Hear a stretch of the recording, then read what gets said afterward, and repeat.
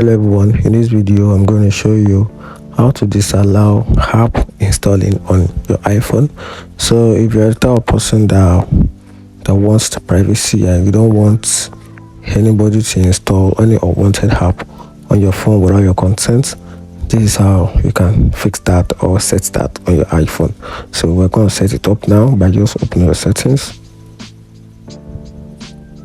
Okay, good. Once you open up your settings, then go to screen time. Under screen time, tap on privacy and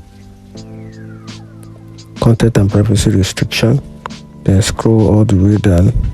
Okay, just scroll down, tap on iTunes and app purchases, then installing apps here, then just put it under disallow. So whenever any app wants to be installed to your phone aside from the recent app you have on your phone, it will not be allowed.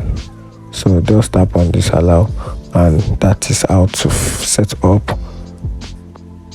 disallow installing app on iPhone. If you find this video helpful, subscribe and follow for more. Thank you.